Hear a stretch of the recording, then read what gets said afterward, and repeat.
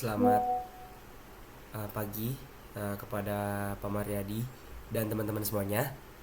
Sebelumnya perkenalkan, nama saya Luvin Diatla Sertino dengan NRP 062 dari kelas Elektromagnetik B angkatan 2024, dan pada kesempatan kali ini saya akan mempresentasikan terkait hasil resum elektromagnetik, yaitu metode GPR saya, di mana di sini mengidentifikasi pipa bawah tanah secara non destruktif berbasis citra GPR.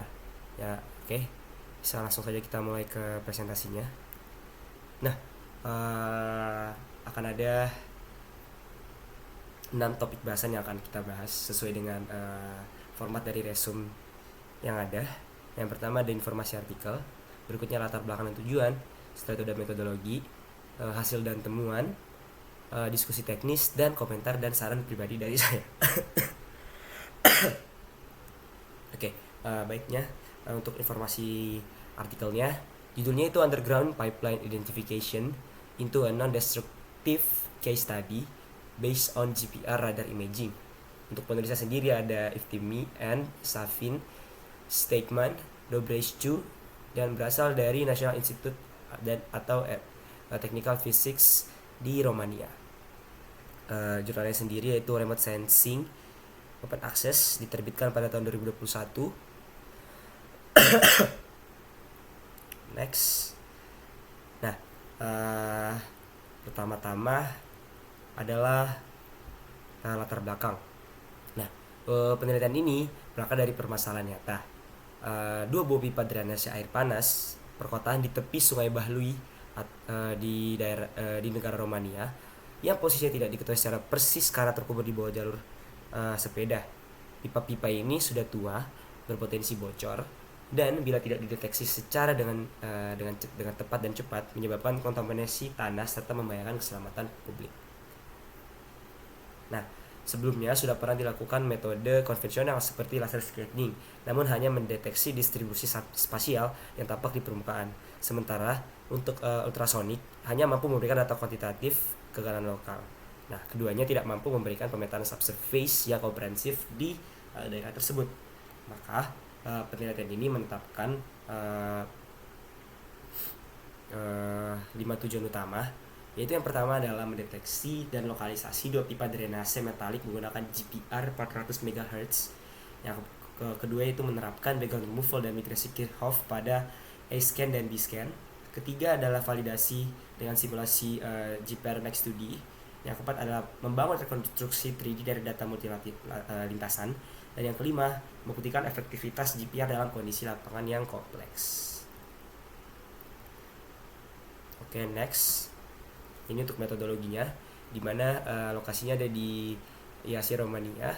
Peralatan yang digunakan adalah GSSI Utility Scan 400 MHz Bauti. Targetnya adalah 2 pipa drainase. Lintasannya adalah 3 longitudinal dan 6 transversal. Nah, ini dia untuk langkah akuisisinya: akuisisi data, normalisasi A-scan, adaptive filter, background removal, migrasi Kirchhoff, simulasi FDTD, dan terakhir adalah rekonstruksi 3D. Nah, ini untuk di sana akuisisinya.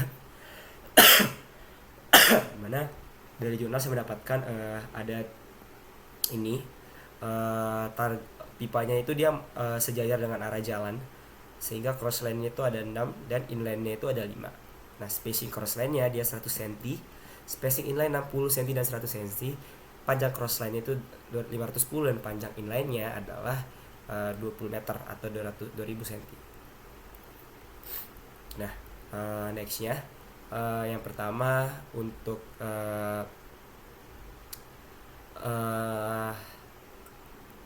roda. Oke, next. Ini adalah roda datanya. Berikutnya kita akan masuk langsung saja ke hasil model geometris simulasi GPR Max ya.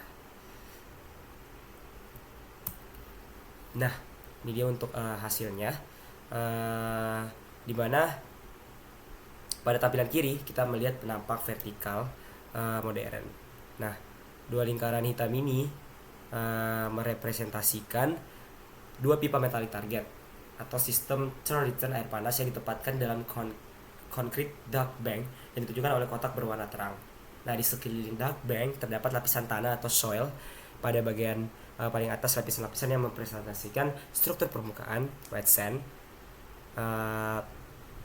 soil, concrete, dry sand, dan bricks. Nah, dimensi fisik targetnya adalah diameter pipa 70 cm ditambah dengan lapisan insulasi non-woven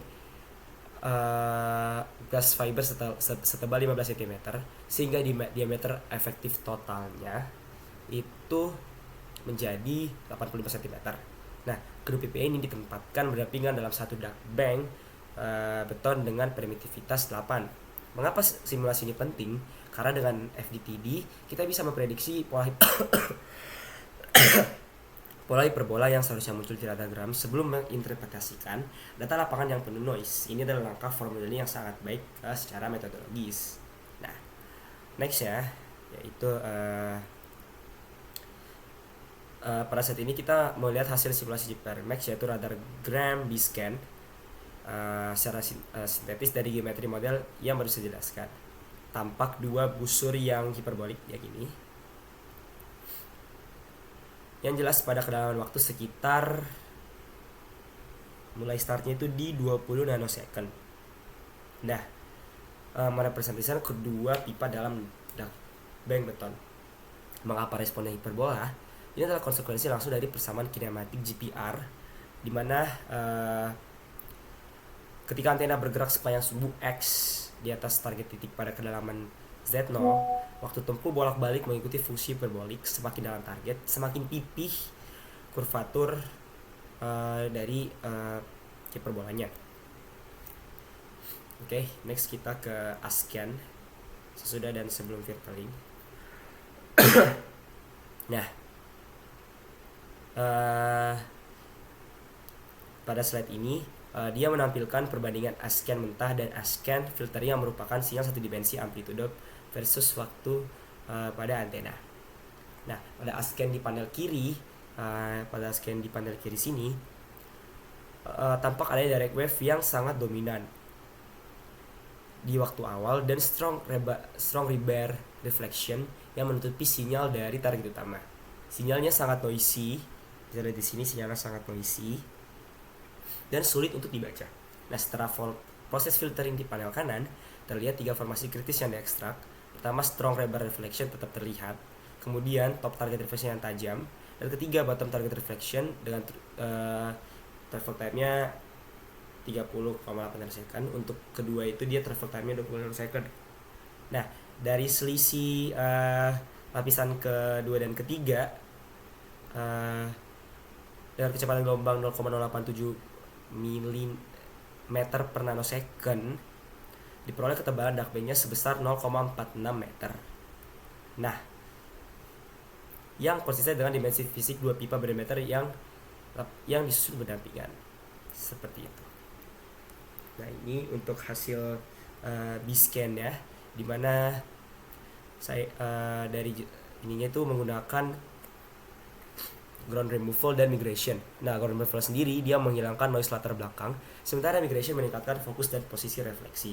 Batas pipa terdefinisi jelas pada 20,2 nanosecond dan 30,8 nanosecond. Nah, ini untuk hasil 3D-nya.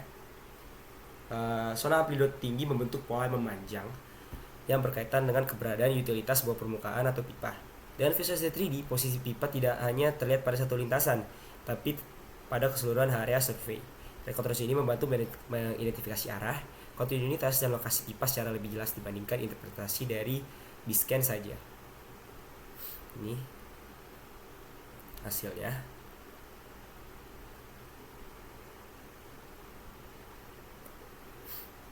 Oke, ini untuk ringkasannya, dimana top pipa itu memiliki two-way travel time sebesar 20,2 nanosecond, dan yang bawah itu dia 30,8 nanosecond. Nah, untuk kedalamannya dia itu 1,5 meter dan diameter dari pipanya itu 85 cm.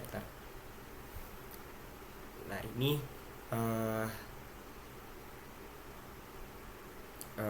merupakan ringkasan dari yang tadi. Nah, next di sini untuk kesimpulannya, di mana frekuensi 400 MHz itu sangat tepat untuk pipa 85 cm di kedalaman 1,5 dengan kalibrasi test deal. Kemudian resolusi dan penetrasinya sangat baik dan pemrosesan sinyal terkomputasi dan terbaik.